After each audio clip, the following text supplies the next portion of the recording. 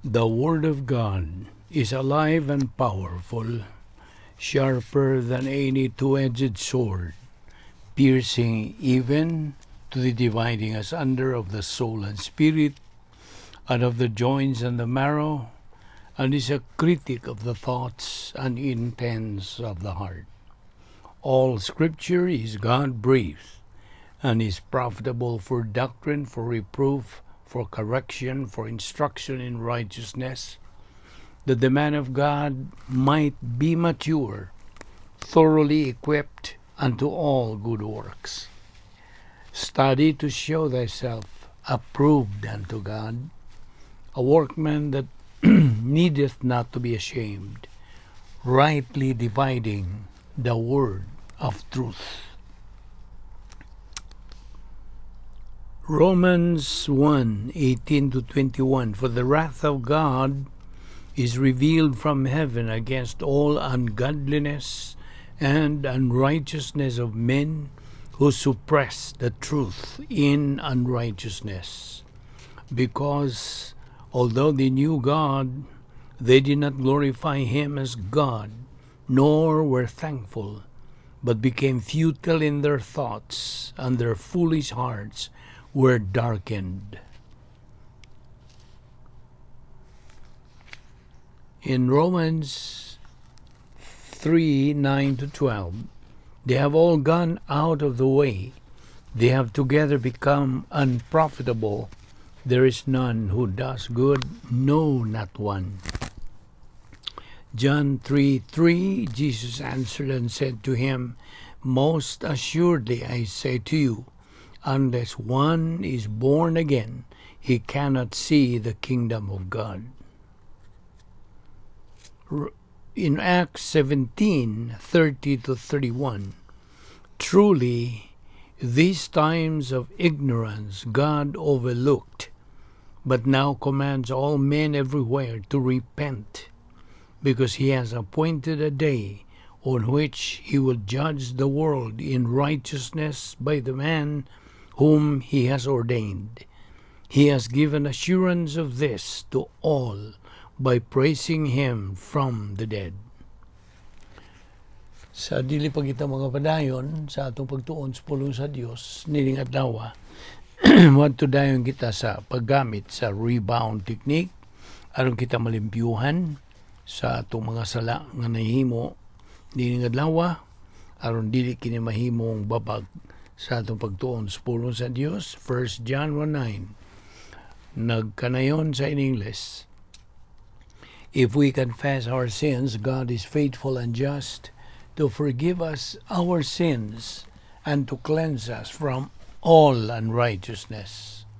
Nawalang kanimo higala nga wala pa'y kaluwasan, tumuo ka kang Ginoong Hesus ug ikaw maluwas. Acts 16:31. Busa sa hilom magandam ta sa galingon. Let us pray.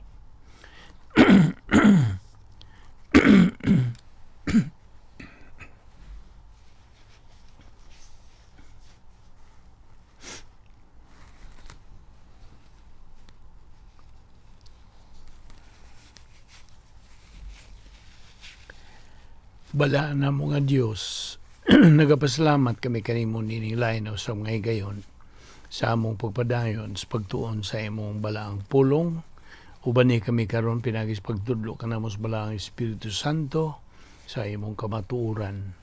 Tangtanga mga babag nga niya sa mga nahuna, aron kami makadupot, makapunting lamang sa among pagtutok, diya sa imong itudlo kanamo nining adlaw. Kining tanan among gipasalamatan sa ngalan ni Ginoong Hesukristo.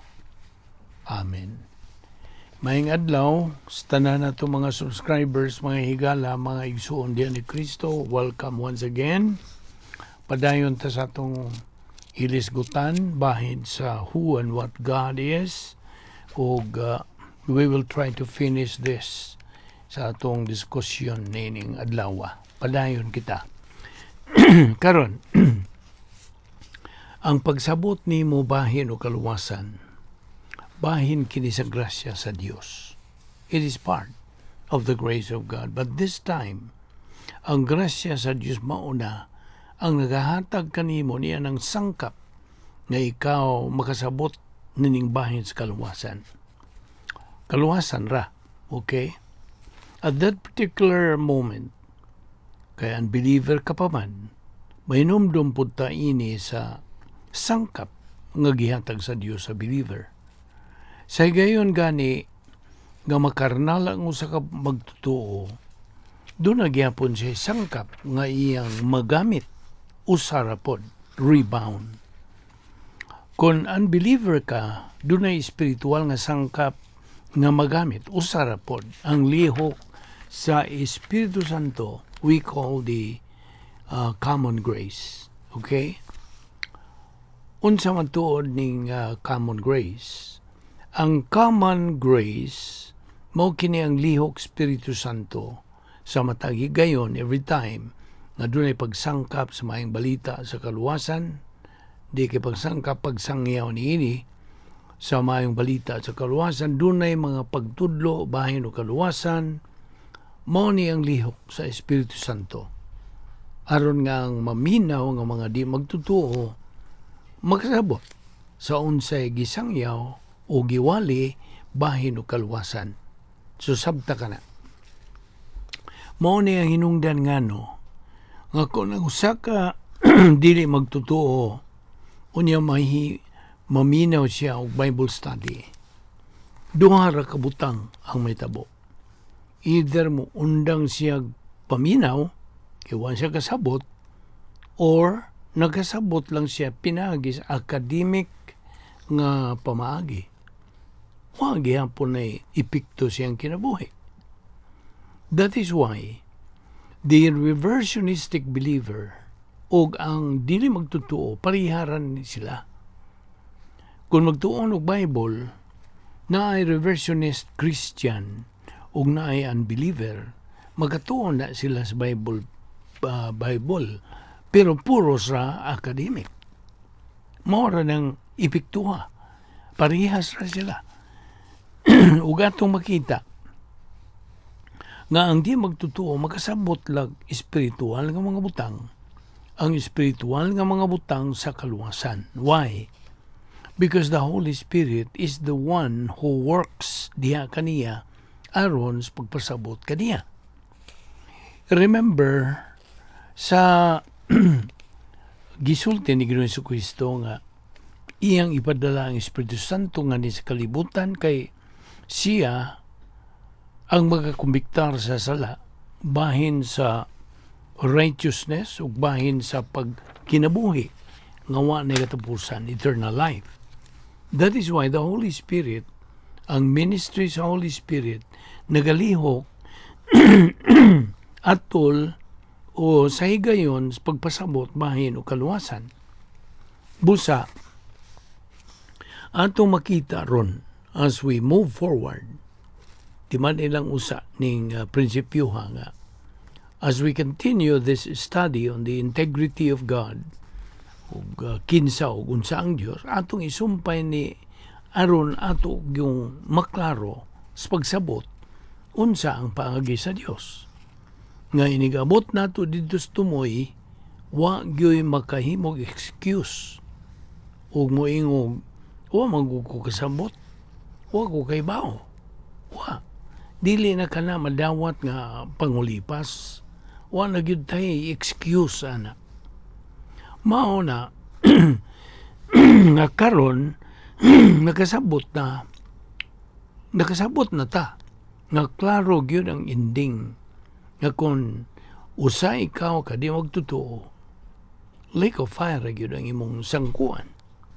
Wa gyud kay mahimo pang hangyo-hangyo. Inigabot sa ending, lake of fire gyud ka. Mutuo ka bag na lake of fire o wa, lake of fire gyud ka. Nakasabot ka? Now, alang kanimo magtutuo, judgment seat of Christ. Mauna, nga karon makasabot na tag nganong ang Dios naghatag sa tanan o kahigayunan. Karon, you make a decision Way nakuwang ang Dios sa iyang gihatag. Gihatag yun niyang tanan. Nara natos paghimog desisyon. Kung ikaw usa ka di magtutuo ni inihigayuna, nara nimos paghimo og desisyon kung maminaw ka ba sa gisang yaong mayong balita sa kaluwasan o niya imong himuan og desisyon kung mudawat ka ba niya na o dili. O kanimo sa fellow believer ning higayuna, nara nimo maminaw ka maski tudlo nga pulong sa Dios unya imong dawaton, tuuhan o gamiton ang doktrina sa imong kinabuhi. Nara na nimo. You see? Imo bang paimuslan ang ipangsangkap sa Dios kanimo nga mga espirituhanong pagsangkap aron sa ingon niya na makabot mo na unya ang espirituhanong pagkahamtong, spiritual maturity, ug makabot mo ang sa katakos, capacity for blessings, for happiness, capacity for life, thus imong maymaya ang Dios. Well, sa atong pagpadayon sa pagtuon ni ining atong hilisgutan, ang doktrina sa pagkamasaligan sa Dios, the integrity of God, angay ta nga hinumduman dinhi. Nga ang ordinaryong tao maglisod gyud sa pagsabot bahin sa Dios. Maglisod gyud sa pag-ila kinsa og unsang Dios. Kay ngano man, tungod kay ang ordinaryong tao ngit-ngit man na siya sa kangit-ngit. Suma ang gigamit nga pulong Diaz balang kasulatan, mao nga ngit-ngit ang panguna-una sa ordinaryo nga tao gumikan sa katarungan nga wa man diya kaniya ang katakos sa pag-angkon ni mga espirituhanong butang nga iha sa Dios. Atong nakita na nga ang instruksyon sa Biblia mao nga ang Dios Espiritu Santo mao'y magatudlo o kinahanglan nga ang tao mosimba sa Dios pinagi lamang sa Espiritu o sa kamatuoran. Now, this is a very clear example unsa ang pamaagis tao aron iyang masinati ang pagkatinuod, pagka matuod sa Dios diha sa iyahang kinabuhi. Ato usab nga nakita sa ato ang miaging pagtuon nga usa ka magtotoo nga bag-o pa nga makaangkon niining kaluwasan, nagakinahanglan siya niining pag-ugman sa maong kahimtang. Angay usab natong i-recall, hinumduman, ang pagka-mainungdanon sa pagtulunan bahin sa post-salvation epistemological rehabilitation. Sanglit, dako man kini ikatampo sa kaugmaran sa pagtubo sa bag-o pa nga Kristohanon. Bisan tuod og ang usa ka bag-ong Kristohanon nakadawat na sa kaluwasan, wa pagyud ka na siya'y alamag o pagkasayod sa mga espirituhanong mga butang o sa mga espiritual nga pamaagi sa pagkinabuhi. Ngano man, tungod kay wa pamandiha kaniya ang mga espirituhanong sangkap nga maghatag kaniya katakos nining mao nga pamaagi sa pagkinabuhi. Hinumdumi kini, being spiritual is not automatic for a believer to experience. Dili. Ikinanglan ang iyang mapadinayunon, malahutayon nga pagtuon. O ang iyang persistent and consistent nga pagbuhat o pagtuman sa mga instructions nga iyang makatunan alang sa pamagis iyang pagkinabuhi ingon nga Kristohanon. Now, get this. We cannot discover God's character or personality, but into our darkness shines the grace of God. He has revealed Himself. Karon, ang Diyos dili tinago. Okay? He is not hidden. Kita ramang mga tao ang way katakos sa pagklaro sa Diyos. Wati katakos pagtanaw kaniya ingon nga espiritual. Kung wa usab kanato ang mga espiritual nga sangkap alang nining mao nga kahimtang. Mo'y hinungdan nga nanggawas ang labihas kadaghang kalakis tao aron lang kunuhay mahimong tinuod ang Dios sa ilang kinabuhi. Napagani uban ni mga tawhan mo ingon na lang di na lang kumtuo sa Dios. Sanglit alang kanila kuno mura magtungason ang pag-angkon niya ining katakos nga makaklaro sa pagkatinuod sa Dios. Apan bisag unsa mang kahimtang sa tao, whether he believes there is a God or whether he does not believe there is a God, whether para niya iya lang pa rin kamutan aron siya may langit o unsa mang mga pamaagi. Just bear this in mind. Ang Dios dili og dili gayod mausap. Ingon man ang iyang mga pulong, dili gayod mausap, dili mahanaw. Sabta ka na pagayo. That is why angay nato kining klaruhon nining ato pagtuon by its integrity of God. Nga ang Dios dili og dili nung kagayod siyang mausap, sanglit naaman kana sa iyang attribute ingon nga Dios. Kasabot ka? Kung kitang mga tao magama-gama tagatua, ato na ng problema. Di na problema sa Diyos. That is why the only tumong sa Diyos mao ang iyang pagpadayag sa iyang kaugalingon, ngari ka na to, aron nato maklaro anin ang insakto nga mga pamaagi nga iyang gipahimutang para natong mga tao ni ining kalibutan na. Whether you are a believer or an unbeliever, iyang gipahimutang ng daan. Way natago diha, gipahimutang na niya diha sa balaang kasulatan. Mao hinungdan nga when we respond positively at God consciousness, God is responsible to provide gospel information para sa mga unbelievers, whereby we can believe in Christ and thus enter into an eternal relationship with the God of the universe through faith alone in Christ alone. Always remember that. Then, para sa mga believers, God has revealed Himself in the Bible, which is the mind of Christ. 1 Corinthians 2:16.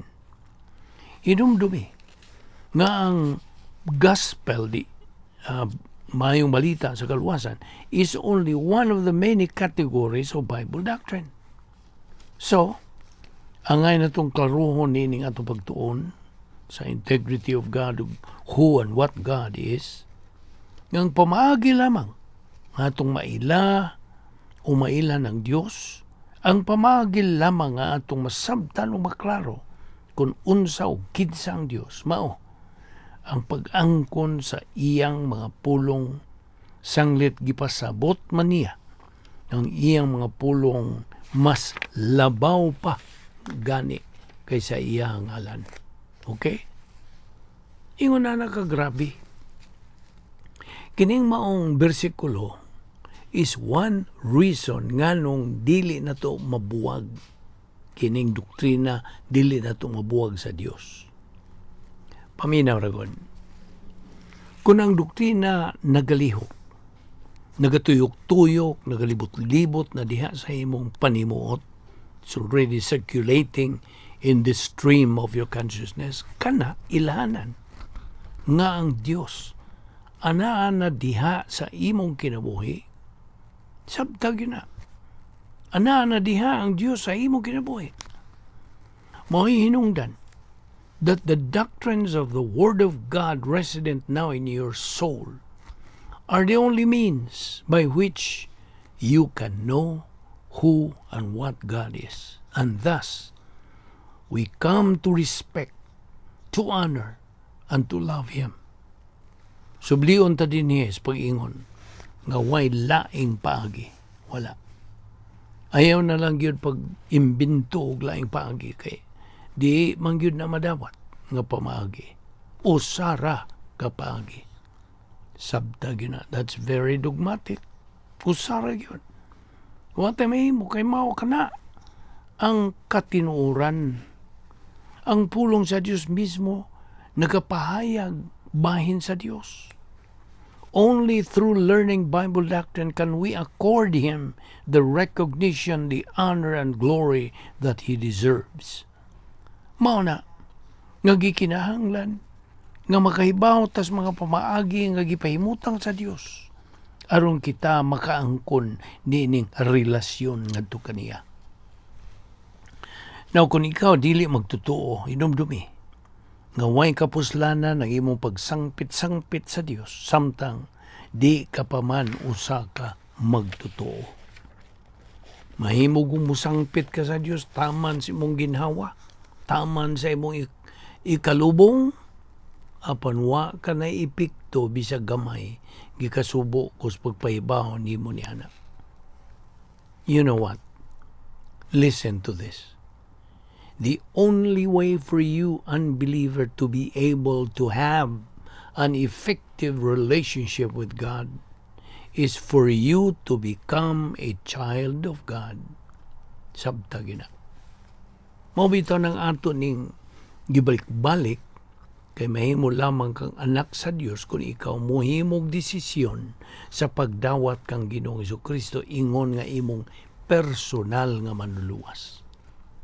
The doctrines of the Word of God resident in our soul are the only means by which we can know who and what God is, and thus come to respect and love Him.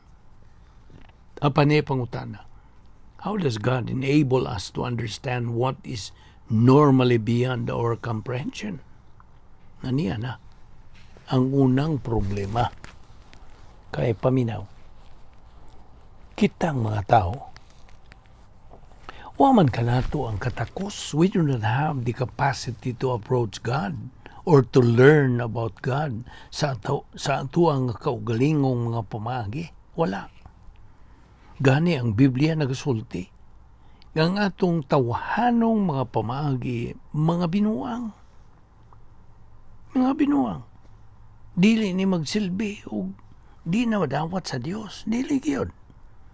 Kinahanglang mahibaw ta, makasabot ta, makakat-on ta kung unsa man ang mga pamaagi sa Dios aron nga ang iyang mga pulong mahimong tinuod nganhi sa atong kinabuhi.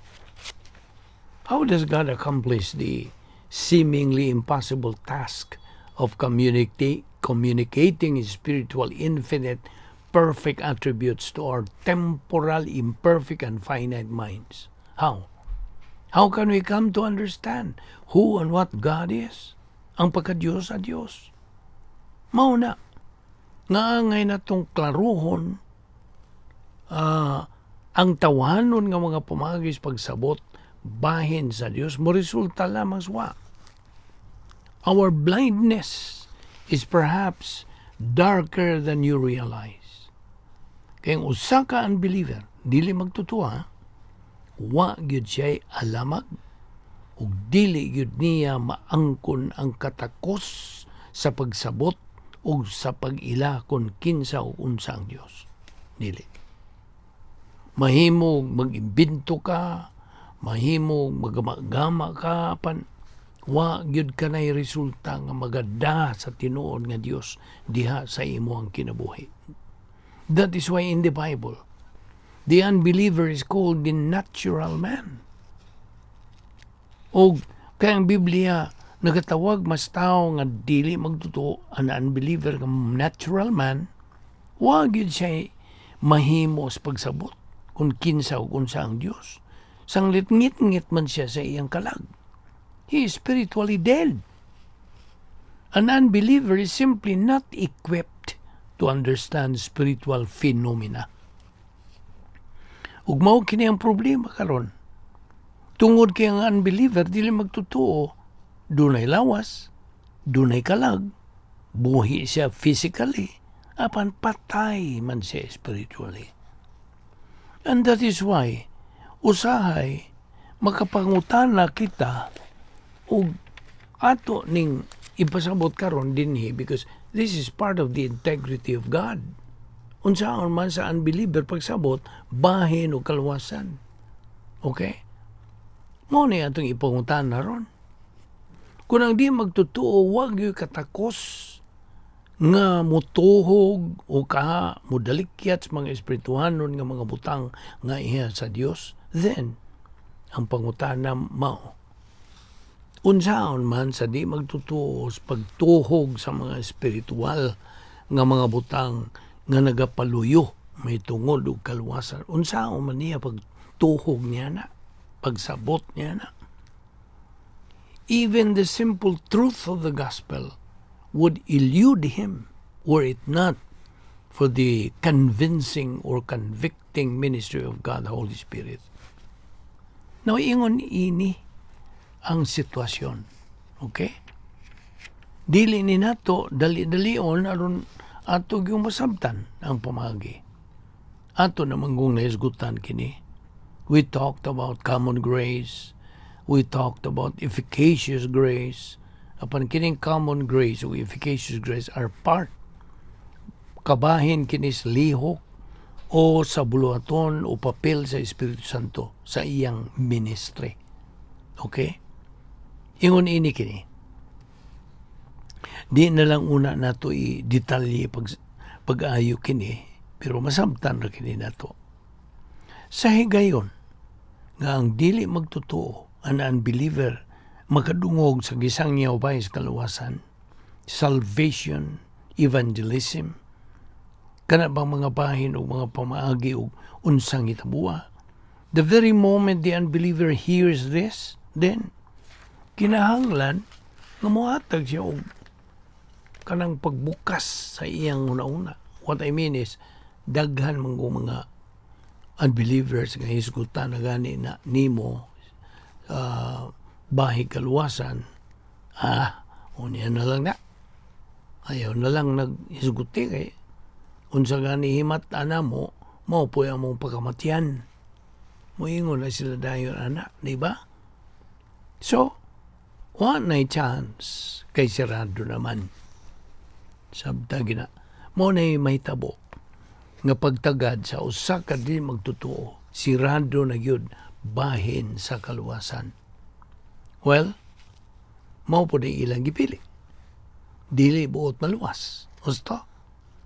Mo na giingos mga katigwangan kaniadto dun tinuyuan sa ilang buot.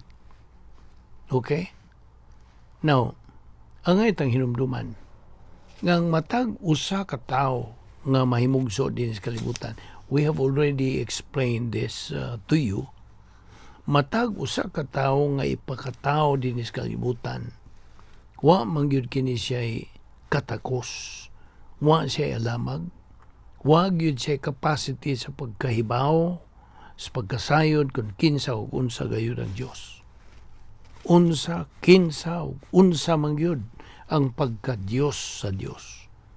Ug tungod niya na, ang naandan sa mga tao mao, ang ilang pagbuhat ng mga Diyos, sanglit, ang naandan sa tao mao man ang ilang makita. Apan, ato nang naibawan, nga ang Diyos Espiritu.